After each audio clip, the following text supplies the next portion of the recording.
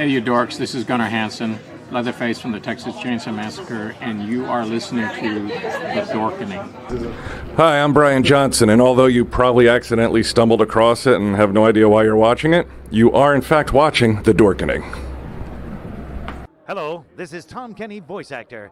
The voice of the Ice King on Adventure Time. And SpongeBob SquarePants. Ah, meow. Oh, Gary the Snail, too. Hey, guess what you're filling your eye holes and ear holes with? The Dorkening! Oh, I love The Dorkening. Very popular in Ooh. And Bikini Bottom. Hi, I'm Lou Ferrigno. You're watching The Dorkening. And you know what? You don't like me when I get angry, so don't get me angry. You better keep watching The Dorkening. Hey guys, this is Felissa Rose, and you're watching The Dorkening. Hey guys, it's Courtney Palm. We're shooting Death House, and you're watching The Dorkening. This is Anthony Michael Hall, and you're watching The Dorkening. Stay tuned. My friend's going to show you what entertainment's all about, baby. The Dorkening.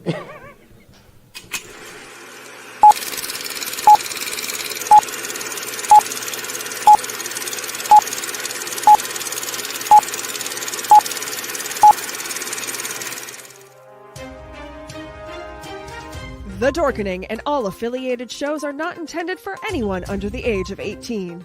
The following may contain discussions or scenes that have adult situations, graphic violence, nudity, strong sexual content, and graphic language. This show is intended for mature audiences only. Viewer discretion is advised.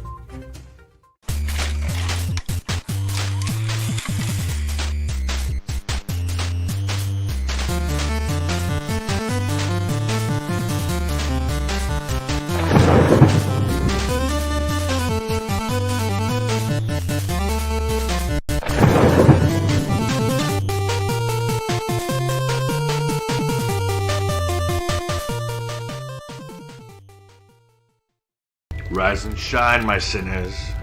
When Father Evil starts his day, he gets a little deadly. Deadly Grounds coffee has the richest, smoothest flavor you'll find anywhere. It's sinfully delicious. Once you go deadly, you never go back. Order yours at getdeadly.com. Coffee's so good, it's scary.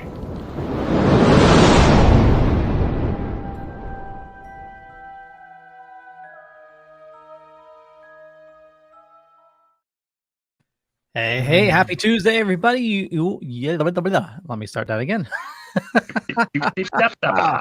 You're watching Splash Pages. We got an awesome show scheduled for you. That's all, folks. Velvet Joker, how's it going? Started. It's going well. Well, I think it's going well. We're having technical difficulties. Theo's glitching already. Yeah. Gotta clock me on the head. Drew, how's it going? It's fine. Are you okay? No, I'm not. I knew it. Okay. We're going to be talking about a bunch of stuff today, but before we get into that, I want to know, how are you guys doing? How's life treating you? You guys reading anything good? Okay. Everything's okay. Hey. It was my birthday. My birthday passed. That is awesome. Yes, half a century. Oh, congratulations. Thank you. Yeah. I had a wonderful meal, home cooked meal made for me. Nice. I had some delicious edibles and a lovely chocolate cake accompanied by fresh raspberries. Was the chocolate cake also part of the edible family, or was it just... No. That's a legit question. It was Whole Foods. Oh, okay.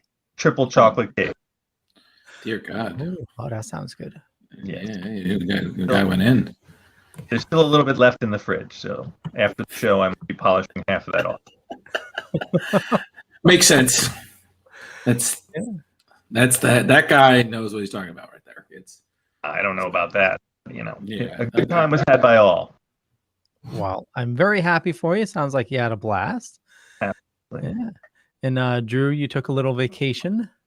Yep. Went to Lake Placid for a couple of days, swam in a couple of lakes, kayaked, didn't capsize, did not see a single gigantic gator, and climbed up a mountain and then ended up on the wrong side of it, so had to walk back. So that was an overall 10-mile walk that I would like to not have to deal with. Yeah, no.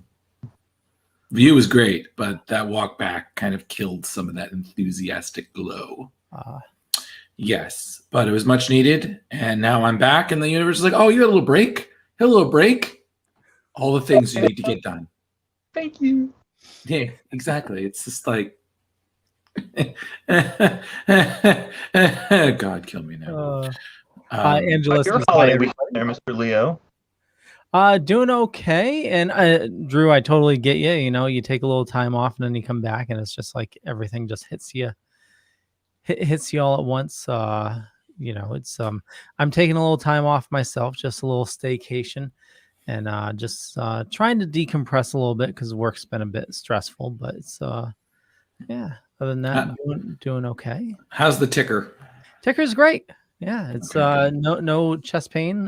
So it's I finished taking my blood thinners, so I don't have to worry about like bleeding out if I like cut myself. And but I'm still on the it's the low pressor. It like keeps my heart rate at like a constant like 60 something. It's magical stuff. It's crazy. Okay. So, yeah. Other than that, I'm doing great. Drew, you missed an incredible interview that we did with Bob Lee the other day. Oh, how was it? That was it was 15-20 minutes of Bob Levy, and the rest was the Leo Pond show. Oh, wow. It was all Leo. We have no idea, Drew. Leo is the snake master. Whoa. He's just imagine him spinning double full-sized axes at snakes. Wow. This is our captain. That's you just behind all those Star Wars toys is a man of mystery and darkness. I tried so hard to keep the show on schedule, but Ben and you kept on, bringing it towards the snakes, and it was just. He loved it. Everyone loved it. It was awesome. Yeah, it did turn into a great show, and I definitely took a lot of heat, but I enjoyed it. But yeah, Drew, you didn't know I lived in a snake-infested house for a bit. No, there's still so many things I don't know about either of you, besides the fact that you're nerds and that somehow you wanted me on this show. That's the only two things I needed to know. But as we go along, naturally, like all superhero comics, the stories will evolve and intersect, and eventually we might, what the fuck? Why? Yeah. Why? Yeah. What Leo? Why? Okay, some people hang Christmas lights. Some people hang confetti and the stuff from the rafters. You hang snakes? No, that is where I beheaded it. You behead. Okay, what did you watch the movie Anaconda and decide that suddenly that was your life? You know? Okay, so nobody lived in this house for quite some time. It was our old farmhouse, and the snakes. Okay, what were you doing there? It was my family's old farmhouse, and Okay. I moved back from Florida, and Angela says it was a warning to the other snakes. Yeah. Did you lose a bet? Is that why you came back? Did you feel were you searching for buried treasure? I just don't they start horror movies off like this, Leo. You know, my life took a little downturn back in 2012, and I was actually, very thankfully my mom let me stay in the old farmhouse, but essentially I was like homeless for a little bit, and it was I came back, and just the house was infested with snakes. And the history also, Leo, is what you're omitting, is that you grew up with this. Yes. Dad would throw gasoline down holes to burn snakes out. So you've lived with these snakes. Oh yeah. There was always a snake issue. But see, Drew, look at this, Drew. See, this is Leo. He's lived through nightmares. There's a well in the back full of snakes, Leo, Drew. Full of snakes. A well.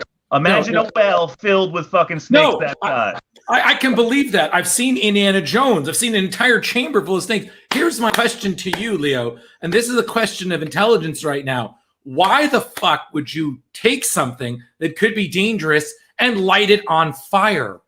Okay, I did not light it on fire. Okay, no. That was Dad. That was Dad. It was my dad. Okay, so what happened was growing up, there was a and if you want more of the story, definitely tune into the interview from last week. No, I will. Okay, so there was he found a nest of copperheads, and he wanted to get rid of them, so he poured gasoline down the snake holes and then ignited it, and there was snakes coming up, twisting, all caught on fire. And oh my god, I can't deal with this. I can never get enough of this story, and we need to put Leo Pond Snake Master. Yeah. Leo. So when I moved back, so rat snakes will actually eat a copperhead. And the house was, the whole area was actually, there's plenty of rat snakes everywhere. So there's not really no copperheads in the area. But I don't know if there was a nest underneath the house or whatever, but the house was infested. I was killing about a dozen a summer. A summer what? A summer day? A summer? Well, throughout the summer, whenever I heard them rustling about, I'd hunt them down and I'd dispatch them. You would dispatch them? Yeah. Okay. With an axe. Because Leo is the best there is at what he does. Okay. There are so many things I need to say right now, and you need to hear all of them. Number one, why the fuck would you take something that's dangerous, that can kill you, or that has fangs, okay, and light it on fire? Okay, we learned this in arachnophobia. If there's one thing more dangerous than a killer spider from Venezuela, it's a killer spider that's on fire. Okay, number two, okay, where were the adults? Because who let Leo go around with an axe just chopping off snakes? Okay, Leo wakes up, puts on his pants, eats a bowl of Wheaties. What the hell? Okay, so when I moved back from Florida, I didn't No. I don't need the origin story. Save it for the comic, okay? What I need to understand here is very simple, is that among the many skills that you have, Nerd Boy, okay, you can now add Snake Killer to one. Are you going to be an Indy 5 now? Protecting? Snake Assassin. I'm sorry, Snake Assassin. Okay. Okay. I need to understand and clarify this because I feel some of our viewers who maybe have not been around long enough to deal with our idiocracy need to understand this. So what you're telling me, besides the fact that today I already heard Chris's Spider-Gwen sex escapades. Oh yeah, which that's oh my never God. getting out of my head. Yeah. And now Leo Pond Snake Wrangler, like Rich, what do you got? Like, I'm kind of wondering. Simple clown. I'm just a simple clown. Oh my Trying God. to have a good time. Oh my God. I'm astounded. I feel like I have to like do something really crazy now, like get in a fight with a dancing bear. Like we've created this dumb one-upmanship of stupidity, and it's fantastic. like what? If you want, I'm sure the snakes are still there. I can let you. No. First and first, I am not scared of snakes. Okay, if you're talking about killing spiders, I'm marking down that farmland is never going there because that's just that nightmares. farmland is for sale, Drew. We need to film the greatest horror movie of all time. And what is it? So instead of snakes on a plane, it's snakes on the land. Snakes in the house. Snakes in the house. Yeah. And the nerdy boogaloo. Yeah. Leo there with 2 axes. Get these goddamn motherfucking snakes out of my goddamn motherfucking house. It's gonna be like Zombieland, but with snakes. He's just gonna be Tallahassee. He's just, hold on. All right, snake killing time, bitches. Okay. Thank you. That was a wonderful. I have nothing else. Anything I have in my life right now is not important right now. That was important. Thank you, Rich, for addressing that. Thank you. I'm glad I was able to bring it along just a little bit further, Leo. I'm sorry about your personal child trauma. It's okay. But it's so fucking entertaining. I can't stop myself.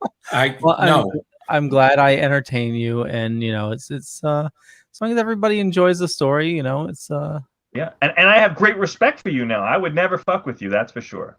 Yeah, because it's gonna be like The Godfather. Instead of a horse head in the bed, it's just gonna be a bunch of goddamn snakes. Yeah, copperheads and what's that big black rat snake? Yeah, exactly. You're gonna have all that, and Pond sends his regards. Actually, instead of the horse head, we could do the bull head. From That's right, because the bull that dragged you along the farm as well. Yeah. Oh my God, no! Save it for the next episode, please. Oh my! Okay. You didn't hear that story either? No, I didn't. No. You all right. Another time. Because we have to talk about Spawn. Drew Malo's pick.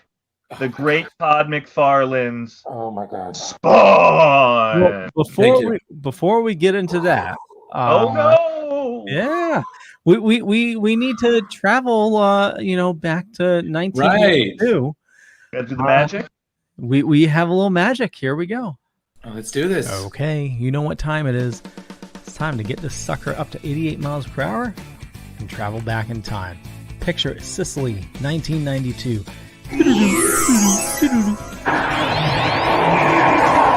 Okay, so in 1992, a young Leo Pond was graduating tech school, certified in electronics. Presidents Bush and Yeltsin proclaim an end to the 45-year Cold War. And very sad, Johnny Carson leaves The Tonight Show after 20 years. The compact disc surpasses cassette tapes as the medium as we all switch to CD. No more getting the pencil out trying to fix the tape. Damn, that sucked. Okay, so a text-based web browser is made available to the public, and a 16-year-old Tiger Woods is the youngest player ever to play in the PGA. He missed a cut, but we all know how that played out. Also, movie tickets cost about $4.15. In 1992, we paid that price to go see Michael Keaton suit up again in Batman Returns. But you know what? We all really know what we went to go see. We went to go see Michelle Pfeiffer dress up in that leather cat suit. Mr. Pink told us, I don't tip because society says I have to. I don't tip because society says I have to.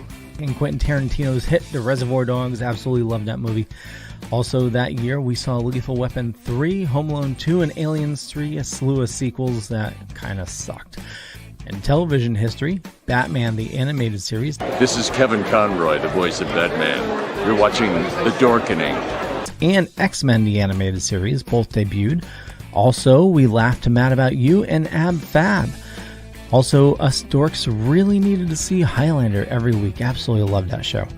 And if you were a kid in 1992, Saturday mornings were still a thing. You were able to watch Captain N the Game Master, Slimer and the Real Ghostbusters, Alf Tales, California Raisins, Camp Candy, Beetlejuice, and The Karate Kid.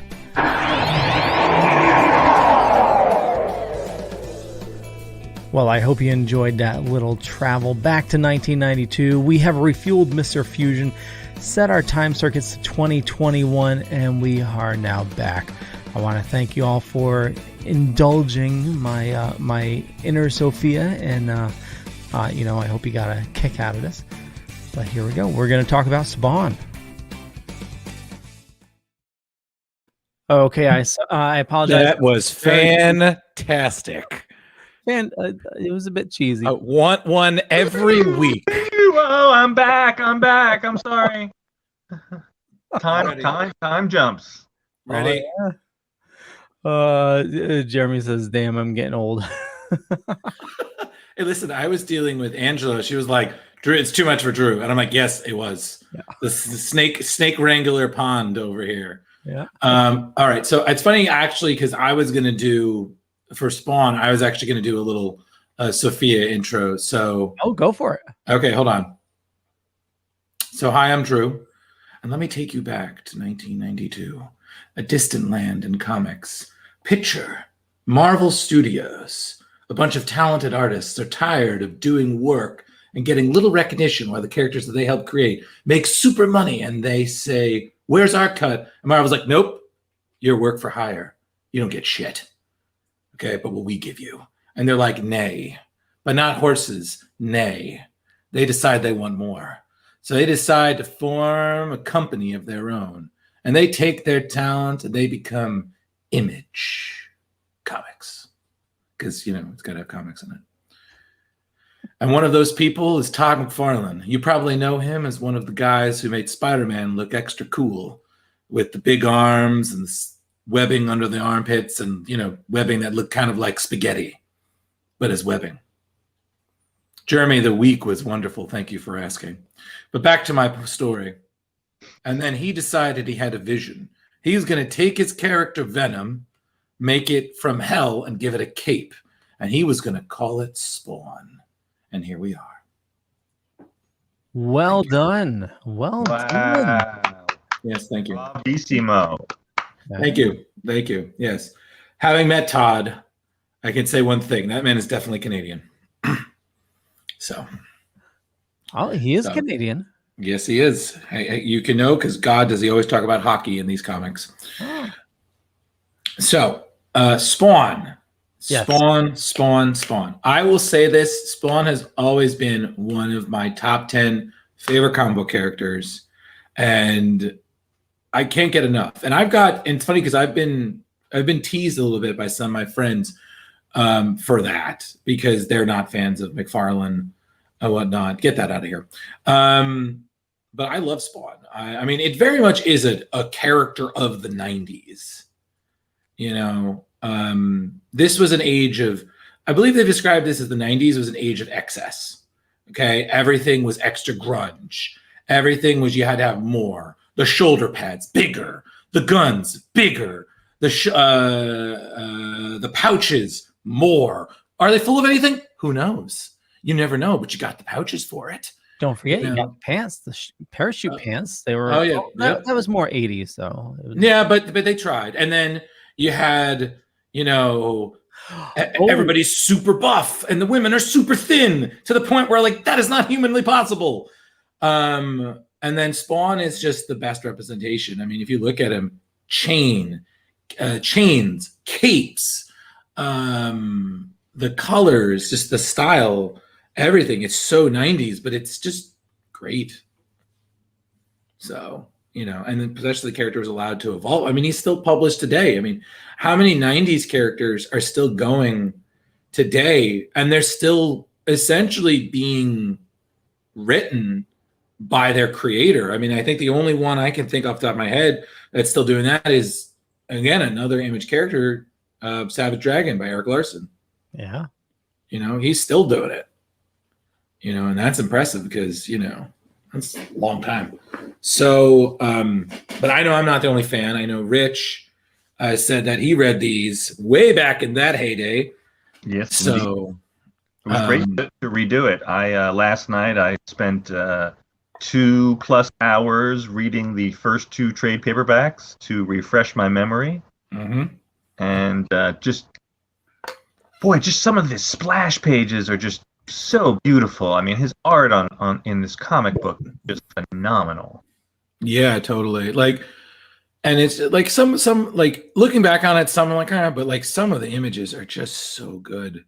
Like he just drew brooding characters so well. Like just this image right here, look at that. That detail is gorgeous, you know? And it's just so amazing because you think about this, like, yeah, you've had characters like Ghost Rider or others making deals with their version of the devil, Mephisto. But this is a legit demon. This guy sold his soul to go back to the land of living for his wife. You know, there's something noble about it. And it's just, again, it's just so good. So I don't I mean, I could gush the entire time, but you two are here. So, you know, I don't want to just hear myself talk. Absolutely. And it was Leo's first time ever reading this. Yes. So I have like the first 3 issues, and I must have read them back in '92 when I first got them. But I haven't touched Spawn since. Okay. But yeah, you know, so basically going into this as a first read, absolutely fucking loved it. Just Todd McFarlane's art just adds just another dimension to it that it's intangible. You know, it's hard to explain, but it just, you know, his art adds to the story itself. I mean, the writing was great to begin with, but just, you know, his artwork, every panel just, you know, tells so much. It's just friggin' amazing. It very much has a cinematic kind of move to it. Yeah. You know, everything is very concise and everything. And he really does unconventional use of it. And Jeremy, I totally agree. Like, I cannot recommend to anyone who's a Spawn fan, the HBO series in the 90s was brilliant. Yeah. Jeremy says, talk about an amazing transition from comic to animation. 100%. And Angela says, I only have the comics that are Angela and Spawn. Still great, Angela. Still great. Your namesake is still great. So, yeah, it's just awesome. Like this first thing, he literally saves a woman from essentially being raped, most likely beaten, raped, and then killed. And she ends up cradling him. Like, it's such a thing that you don't see in superhero. I mean, you're used to seeing the hero, buff, bad guy. No thanks needed, ma'am. Away. Like, this guy is still putting together his life. Well, his afterlife in this case. But yeah. Like, yeah. And in these scenes here, you know, at this point in the beginning, he has very limited, only flashes of his memory. But the most vivid thing is the image of his wife, which you can see on the left-hand panel. I don't even know who the hell she is. I think that's a great storytelling element as well, because, you know, we're learning about the character at the same time he's relearning his life. And yeah, it's just amazing. And then you had these newscasters. It was a really great way to talk about current events going on from our perspective. And you just had wonderfully, you had CNN, you had E, and then you had the last guy who is always one of my favorites because every time you saw him, he's always on a different network because he's so unafraid of what he's saying. You assume he got fired and rehired somewhere else.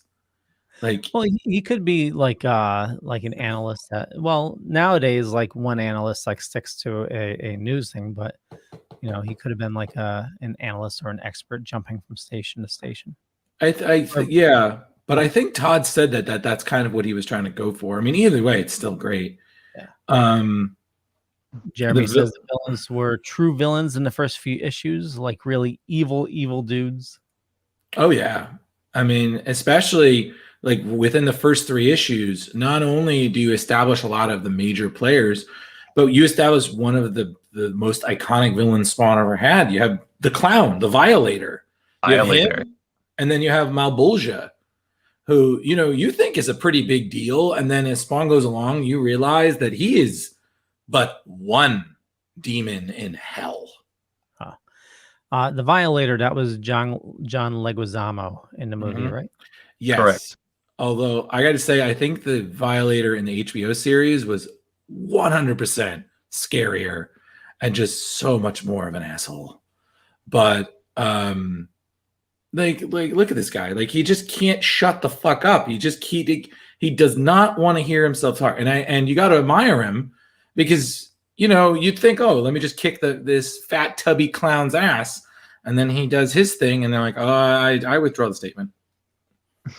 And then this is just typical comics. I mean, how many times have you seen Daredevil do the same goddamn pose on a cross? Brooding comic book character. So, but not with chains and a living cape. True story. And then you got the Violator here, pulling people's hearts out, like a true monster. I mean, look at that thing. That is just gross. Yeah, Angela, totally find the series. Honestly, you cannot. I'm sorry. Anytime I hear Spawn, don't remember, Michael J. White did a great job as Spawn, despite limitations. But Keith David as the voice of Al and Spawn, I still hear it. Like, oh my God, he just nailed it. That the way that he can be serious but pissed. Exactly. Look at that. Look at that. Isn't that gorgeous? Yeah, Leo, we need to add that to the library. I can do that. Angela, just so you know, it's on HBO, seasons 1, 2, and 3. Yep. The first one is still the best, because the second and third one, they start to deviate a little bit.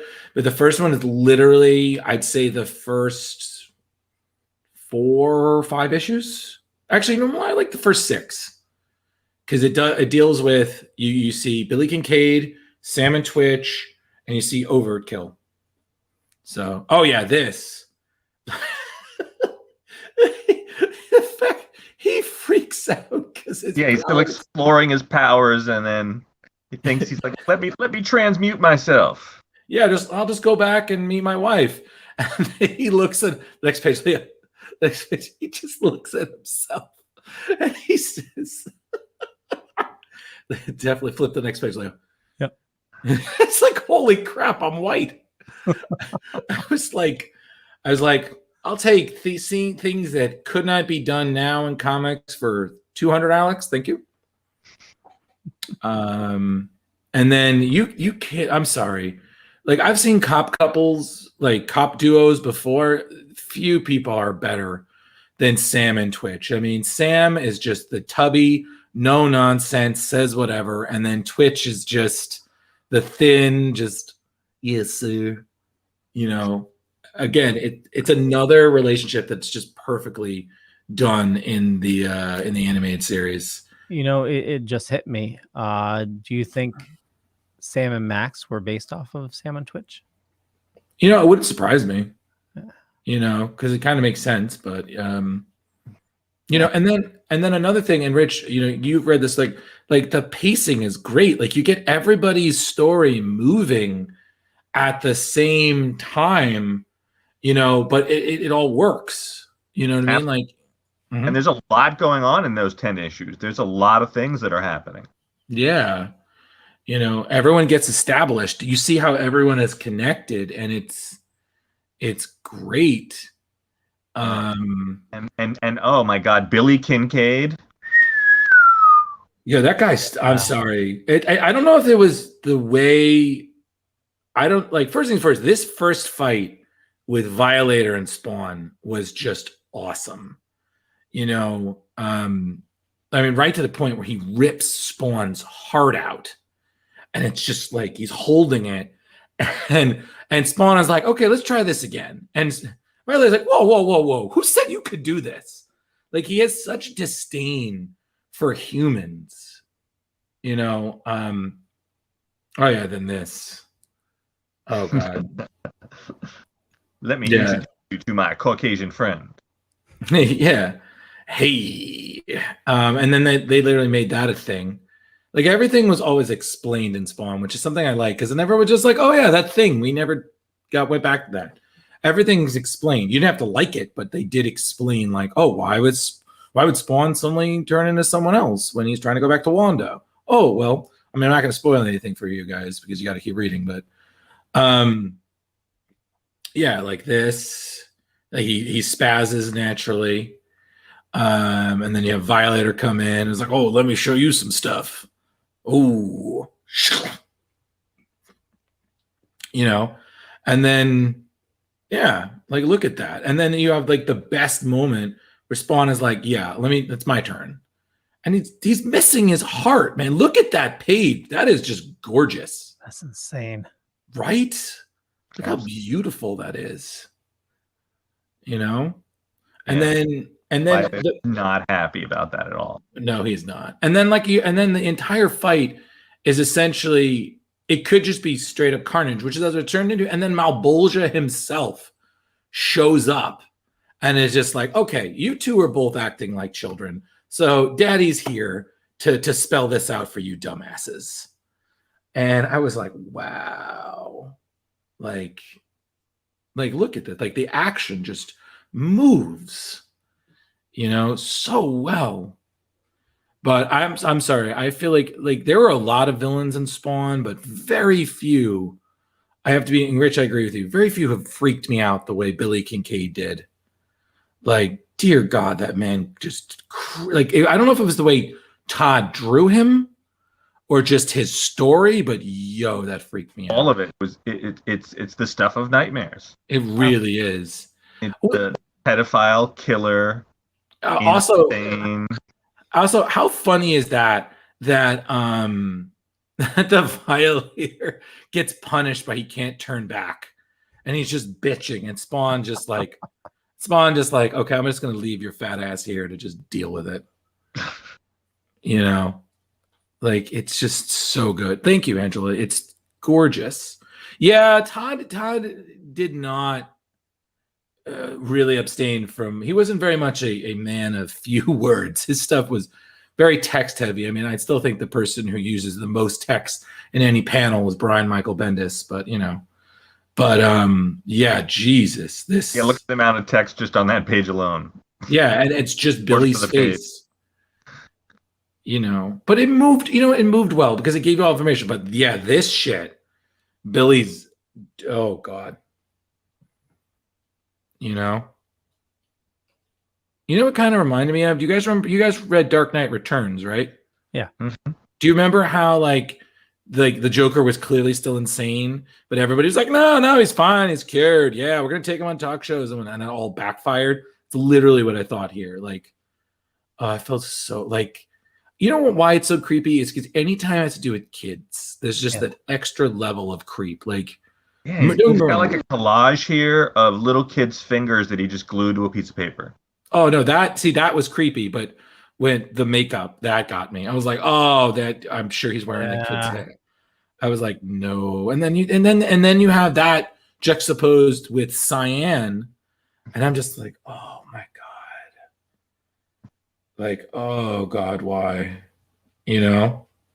And then you had the drunks, you know. Like you just enjoy that. That became Spawn's kind of surrogate family.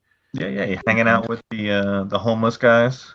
Mm-hmm. Yeah, there's some funny moments there. Yeah. But and then that you had the connection that Spawn, that Kincaid was a Spawn like unfinished business, and he remembered it, and he was like, okay, I gotta wipe this off of my ledger, you know. And it's one killer versus a killer, and like, geez, like this creeped me out. But like, I don't know, like that image right there, I think still haunts me. I had that toy for quite a while. I sold it just 2 years ago. Oh, really? Yeah, it's a great toy. It looks exactly like that. It's his big, fat, bloated body just chained up with ice cream pops coming out of his mouth. And I mean, you know, the best part is that literally that moment right there just changed everything for Sam and Twitch, because that literally drew them right into Spawn's like warpath. It was crazy. Yeah, Drew, the line of beautiful toys that came out of this series. Oh, they were gorgeous. Oh, it was just phenomenal. I never owned a single one, but I've like always wanted to just have one Spawn figure. It was just so hard for me to choose which one. Yeah, they're amazing. I do. So when this came out, I was working at a video game store, and we started getting in all the Spawn toys. Right. And I picked up a couple, and I still have 2 of them. I do have Spawn. He's like in a kneeling pose with his cape flowing, and like the chain. It was crazy at the time, like an actual real chain. Right. And there was this green guy that had he looked like the Hulk. He was all green, and he had these like metal things coming out of his head, like octopus type stuff. From Spawn. It was a McFarlane character. I don't know if it was from Spawn or not. Okay, because I'm thinking like I'll come back to that, because that's it. But then, you know what's so crazy is, I don't know if you guys know this, but there was Stan Lee used to do this thing where he'd have like a talk show, and he had artists on every once in a while, and they would talk about things that were in characters and whatnot. There was an episode where it was Todd, Stan, and Rob Liefeld, and they essentially created Overkill. Like then and there. I'm sure you could look it up on YouTube and watch it. It is the craziest thing, because like you watch it and you're like, okay, so this guy gets to meet Stan Lee, but he still can't draw feet. Like the justice in the world, man. I mean, don't get me wrong, feet are horrible to draw, but like Jesus. Yeah, but Rob and Stan kind of like had the idea. This guy. But it's not green. I was off on the Creech. Okay. Who? He's called Creech. Oh yeah, he's from. I think I know. It's a later storyline. I know who he is. Yeah. But yeah, Overkill. Like just great. Again, another villain in the Spawn series. Like the Mafia would have their own personal cyborg, right? Yeah, why not? Yeah, and then this guy here, Tony Twist. I don't know if you know this, but there you go, Angela. I'm glad you do. Malbolge in a box, demon in a box. That's pretty funny. Tony Twist was there was a lawsuit because there's a Canadian hockey player whose name is essentially kind of that, and he sued Todd for the likeness, and I think he won out of court. So be careful when you base your characters off real people, kids, because someone might sue you. Change their name more. Indeed. Oh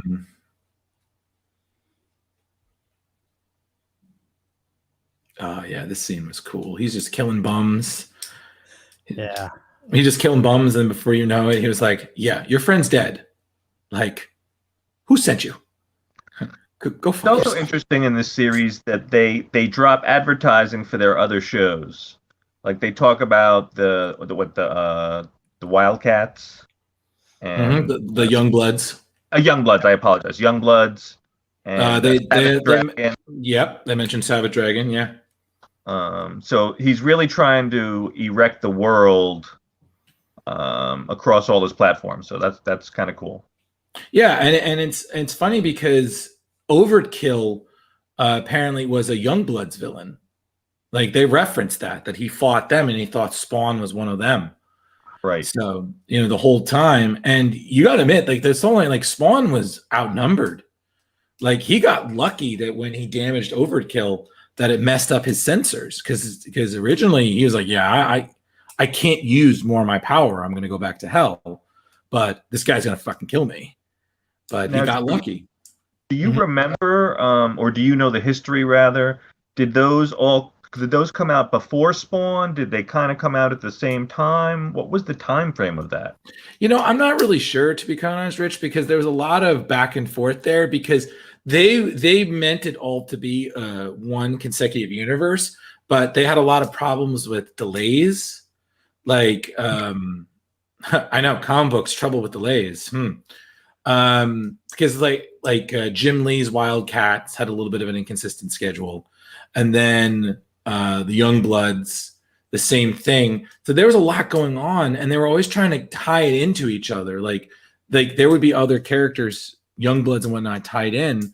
I want to say that they were all trying to come out around the same time to just establish this new continuity because they all took place in the same world. Wildcats, Youngbloods, Savage Dragon. It was all Image. It was all one universe. It was, eventually it kind of did its own thing. Well, this was new I think Image was around, but this is sort of like when they had an influx of creators from Marvel, right? Yeah, they're all Marvel people. And it was just so crazy because like some of those were we can list so many of those original Marvel people. And I guarantee most of them ended up working on Spawn. You had Eric Larson. Yeah, I think Rob Liefeld did some covers or pinups.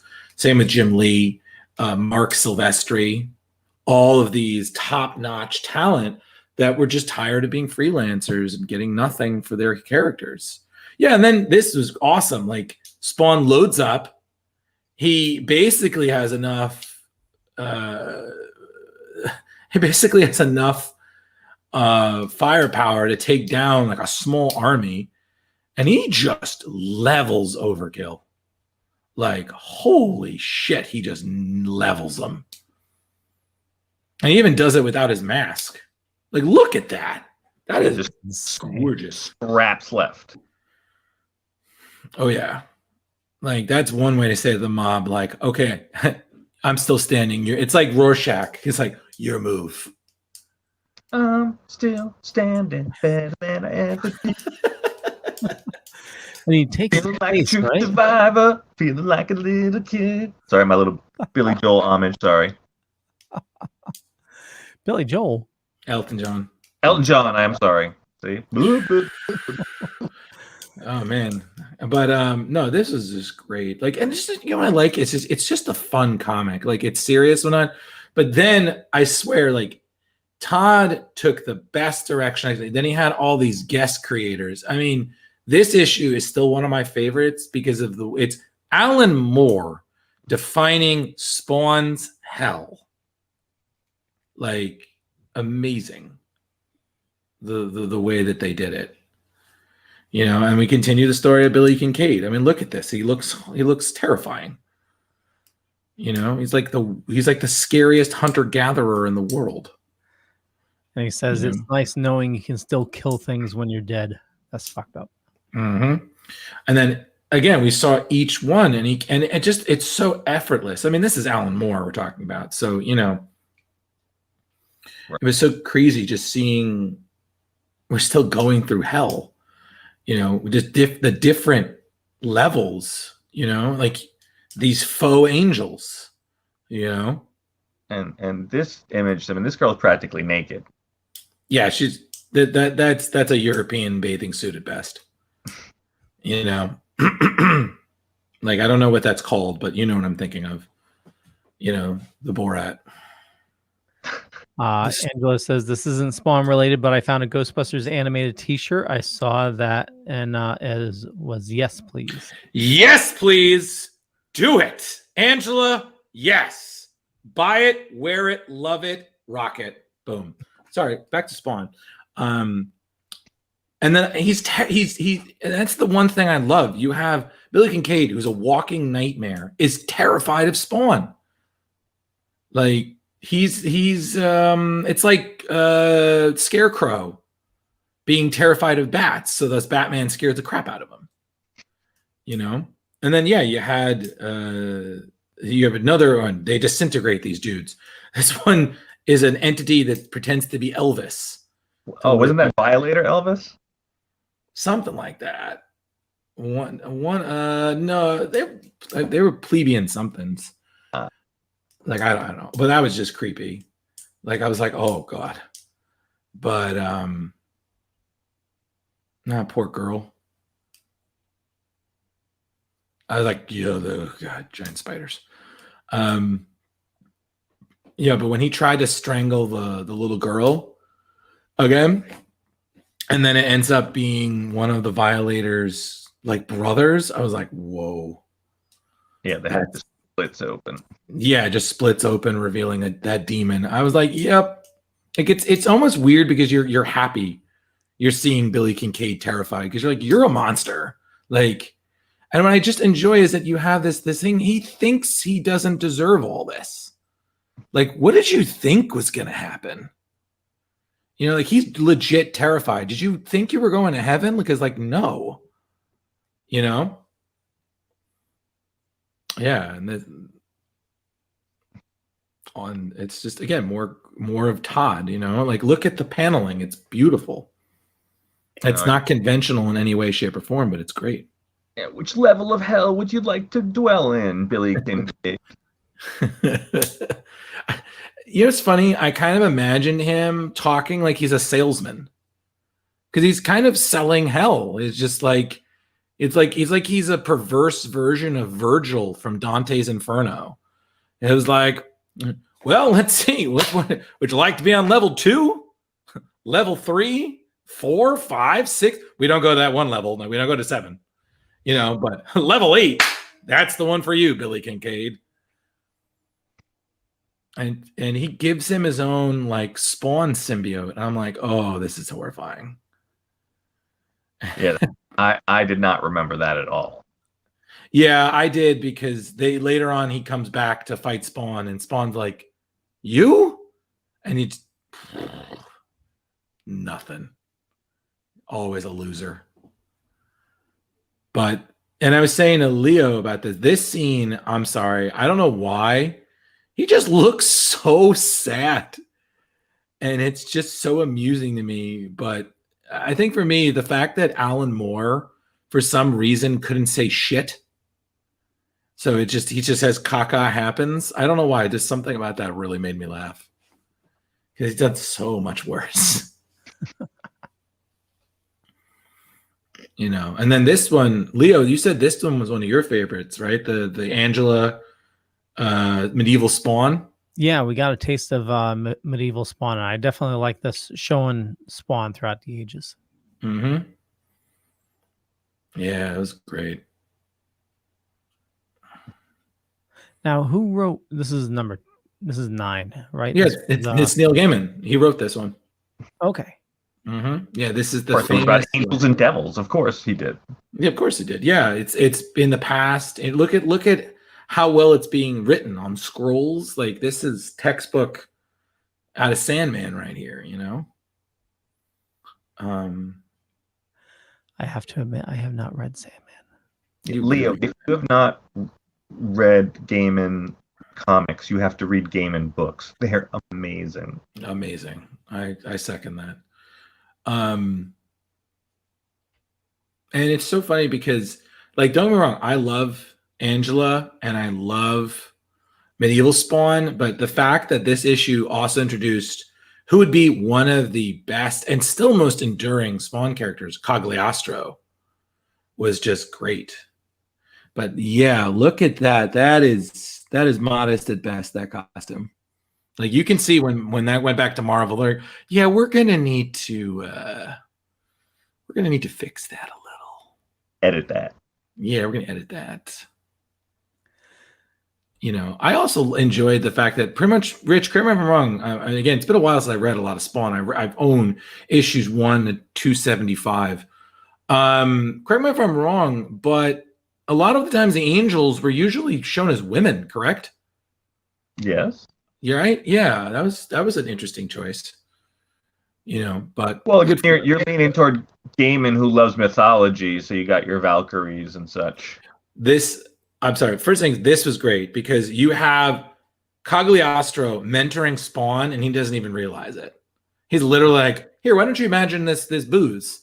And Spawn does it, and he's like, "Oh, wonderful!" And then that little panel there was still one of my favorites because you have Elvis living with the bums in the background there. I was like, "Hey, King, it looks like you got married again." "No, sir, not me." I was just like, what? And then the same thing, like how Cagliostro knows Spawn is Simmons. He even called him that. I'm like, "Yeah, Mr. Simmons." And he's like, "What? How do you know?" Like his face is just perfect. And it's hard to show reactions through masks sometimes like that, Yeah, and he does it quite masterfully. Yeah, seriously. So yeah. And then, you got the bureaucracy of heaven. You got to have a permit to hunt hellspawns, Leo. Well, what I loved about this issue is I mean, obviously we've been dealing with demons, but it definitely, obviously with a hell, there has to be a heaven. And, seeing that, there are those agents at play. Oh yeah. And I don't know what goes on after this, but just to give that little glimmer of hope that, Spawn, has somebody, close to him that, could assist him. Oh yeah. Trust me, it's an interesting relationship, and I speak as someone who watched it evolve over the years. Yeah, you got the bureaucracy of heaven. Yeah, and they had 30 years, somewhere between 25 and 30 years of stories. Oh yeah, so many. I just enjoy it. Is he short? Is Cagliostro short? Because he looks kind of short here. It's kind of hard to tell. Yeah, is he tall? He's lifting him up quite a bit. Yeah, he is. But he's also kind of wearing like a weird robe cape thing going. Yeah, but you see his feet hanging in this left panel. Yeah, maybe. But, and then, yep, there's. Yeah, look at that image of Angela right there. That's incredible. Yeah, look at that. Artistically speaking, it feels very Valkyrie-like. It's very Valkyrie-inspired. Yeah. Oh, totally. I think that's exactly what they were going for. And you can understand how that fit in when they when Gaiman brought Angela over to Marvel. You can understand how that would fit into the world of like Thor and stuff. I mean, she looks straight out of like Norse mythology with that shit. Oh yeah. I think the thing I enjoy is that Angela was a cocky hunter. She really thought like, I've killed a couple of Hellspawn and this is going to be easy. He's new, but Spawn surprised her. Like he really caught her off guard. It's just, again, he's so inexperienced. Like I was like, yeah, you don't touch a magical weapon. You have no idea what it is. Like, come on, dude. And Cagliostro even said that. He was like, yeah, don't touch that thing. And nope. Well, they don't always do the correct thing, and that's great to see too in a comic book because the hero has to sometimes learn lessons. It's true. So I was telling Leo this before, Rich, but a lot of the later editions, like this one has it, but a lot of later editions actually didn't print issue 10 because the writer of it, Dave Sim, who created Cerberus, who is a well-known independent character, made that request. So he was simply honoring that. I don't know why. I mean, I love this issue. When I met Todd, I actually had 4 issues I brought for him, which was issues 1 to 3 of Spawn, and then this for him to sign. it's just great. I mean, it's a wonderful issue, I think, about it's an issue that's really prevalent to Image, you know? Yeah, that's a good point, Angela. Like, this is about ownership and creatorship of comics. You know, you have the hooded creators bound by the legalese, and then you have the characters they created trapped, you know, not free. It's just it was a really scary kind of moment. I think the other great moment is moving forward. You see Superman is talking to Spawn, you know, so it's just crazy. Like, you're getting encouragement from the first son. You know, he was one of the first original characters of DC. He wasn't the first, he was one of. But yeah, it's just such a weird issue, though. Like, what did you guys think going back to it? Leo? Well, it certainly threw me for a loop. You know, seeing like all the hands, I'm like, wait a second. Yeah. And then it just dawned on me. And then having, you know, even, you know, with all those iconic characters, just with just a subtle amount of art, you could easily tell who they were. And, you know, just like Superman saying, you know, I'm giving you all my powers. And to think of all these characters giving, you know, Spawn all their powers, and he becomes like godlike, and he still, you know, had no effect. I mean, yeah. And I striked no effect, none. Mm-hmm. Like, what the fuck? I mean, it's just. And for me, the chilling moment was this, when he's just sitting there in the thing, he just says Doomsday. I'm like, oh my God, like, great. Look, and look at that crazy robe too. Mm-hmm. Oh yeah, and then this was just like, I mean, you want to talk about making like a heated kind of criticism to comics. I mean, that's Justice, and it's Spawn's heart versus money, you know, and the Violator is in a dress made of dollar bills. Like, it's just, oh man, there's so much to unpack here. You know, but it's just great. And it was, again, because Spawn touched the staff and he got zapped away to some, I don't know, other world. It works, you know, because then the next issue, they're right back in the alley. So, you know, they did the, oh, it was only a dream. So, well, to think of, you know, and I don't know what they went through, but, you know, for the artist for Todd to draw this and to sort of like speak, you know, against, you know, the big corporations, you know, where you know, they're stealing their property and whatnot, just to voice that through his art is just, it's bold. Yeah, and to think what they went through back then, you know, I'm sure things are not that well now, but, you know, to know that, like, at that time, the mass exodus from Marvel, and for them to actually like have a home to bring their passion and you know, have their passion rewarded. It was just a crazy time. It was. It definitely was. And then you have, you know, yeah, this got a little weird for me. Yeah, if you don't know Cerebus, like for me, it was a little strange, because the best part is essentially, which like is that Cerebus is there walking him, and then he basically takes him. Like, it's really sad. It took me years to realize what exactly this was. And I was just like, oh my God, he brought him to Todd's house because that's his daughter, Cyan. Like, the whole thing, I was like, wow. Oh, wow. How like crazy that is. Yeah. You know, that's tough. I mean, no offense, the million hockey cards kind of gives it away, because Todd is a notorious collector. Yeah, the whole thing, like that whole thing, and it was just wonderful. And then it just kind of ends. Like it's the perfect kind of thing that you can just see as it's just a really weird fucking dream. Yeah.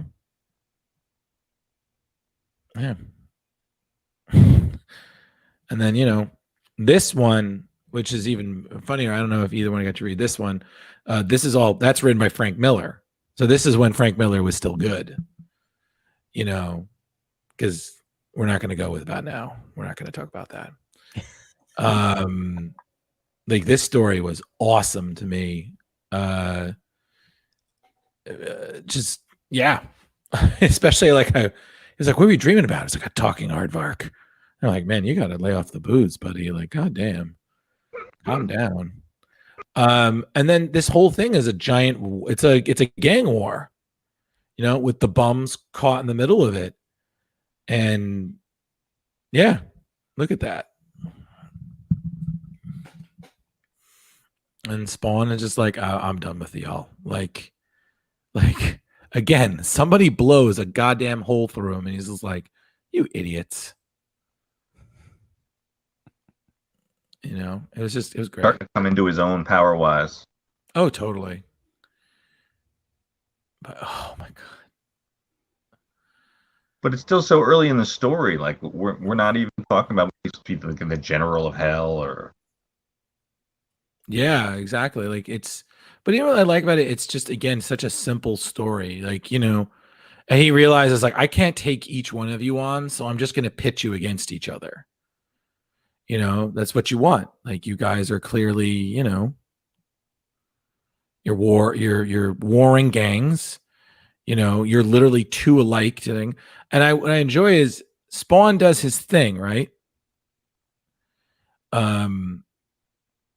Yeah, Spawn does his thing, like the creeps or whatever the hell the other team was, where he does his thing and they believe his magic is a hologram. They're like, oh yeah, no, this can't be magic. This is science. And I'm like, what kind of city is this where you have well-armed techno geeks blowing chunks out of each other and nobody's going to be like, where are your parents? Like again, look at this. This is great. Like you don't need and then the crazy thing is if this was the age, we would waste so many panels showing all of that. You don't need to know it. It's just they obviously shoot the shit out of each other. And then next panel, look at that. Bloodbath. Exactly. But to me, this is one of my favorite endings of a Spawn comic because of what Al says to him. He's like, hey, big guy, let's play Alien. I was just like, oh my God. Like I was like, okay, well, I'm done. So I don't know how again, I've read all of these, so I can talk about them forever. I don't know how far either of you got. So I didn't go past 10. Yeah, same here. Okay, well, we can stop then. Because 12 and 13 will go into we finally discover who really killed Al, leading to a confrontation. So, Rich, you probably read it ages ago. Leo, I don't know. Add it to the queue, buddy. Yeah. Well, I have the compendium now, and for anybody interested in getting the compendium, I do have a link in the show notes up above or down below. I think Amazon has it on sale for $53 right now. Nice. Absolutely. Nice. So, yeah, Spawn, a nice revisit to the 1990s of when a little company that could actually threatened both DC and Marvel. Absolutely. And most crossover independent of all time. Yep, and still going. And I would also like to recommend to anyone of readers, if you liked what you read of the Frank Miller thing, Frank did do a crossover with Batman that I believe Todd drew as well, that Frank wrote. I like it. I don't know how I feel about it. I liked it when I read it. Now I reread it. I find issues with Frank Miller's Batman, but that's, again, my opinions about Frank Miller. Still great. Jeremy's asking how many issues in the compendium. It looks like 50. So it collects Spawn number 1 through 50. Jeremy, just to give frame reference, the most recent number is 319. So yeah, the compendiums probably be about 50 a pop. So the first two compendiums would be about issues 1 to 100. So you get all of the early greats: Capullo, McFarlane, Silvestri, Tony Daniel did some artwork for it for a while. You get all the great issues, but primarily fans of New 52 Batman, this is where your boy learned how to draw dark and creepy shit.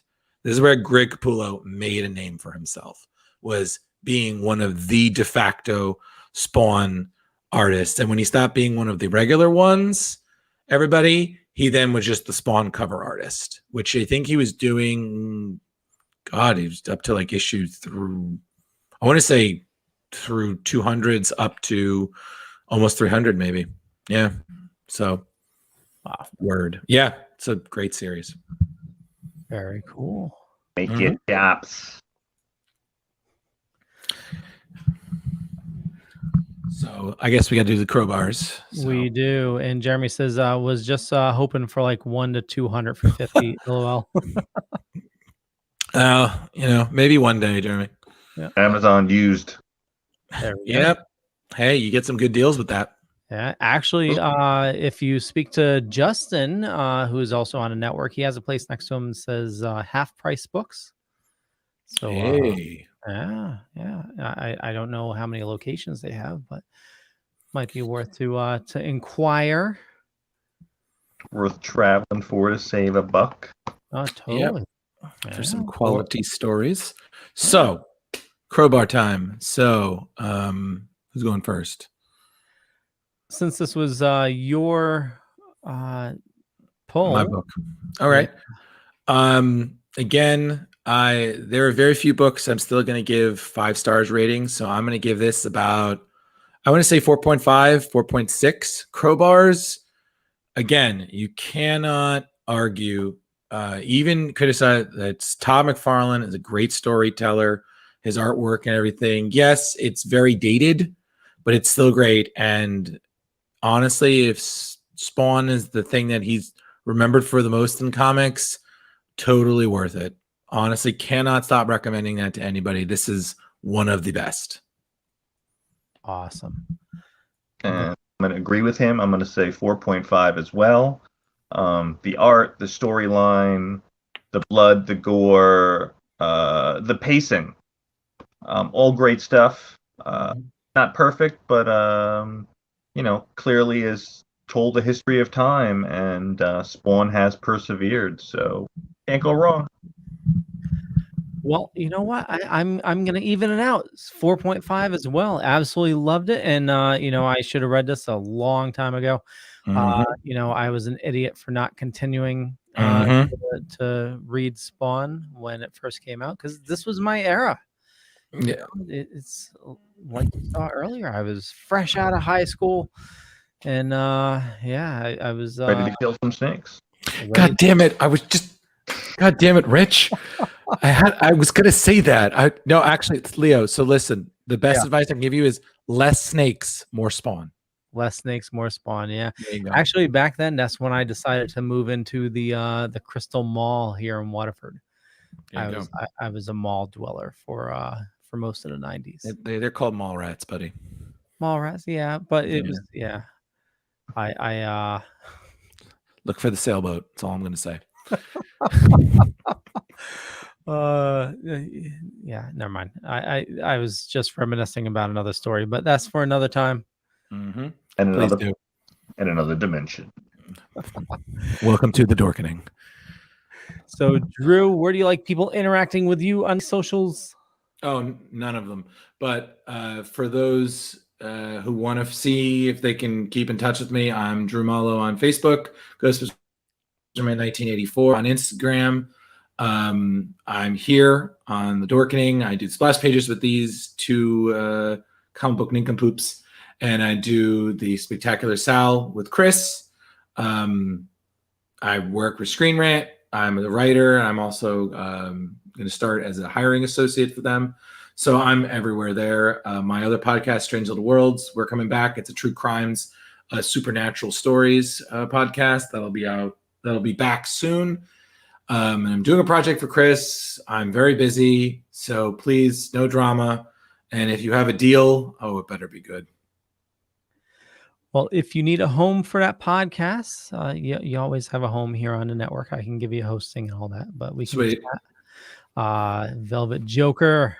Good evening. Good evening. Yes. Facebook, I am Rich Davis, known as formerly the CT Joker. But you can find me on Instagram at Velvet Joker 2021. And other than that, you can catch me here every Tuesday night. Every once in a while, you might catch me on the Dorkening regular, but always on the Splash. Hey. Awesome. Yeah, for me, just Google Leo Pond. You find a bunch of stuff. Could be true, could be not. I'm not going to say which is which, but more importantly, I want you to follow these awesome people.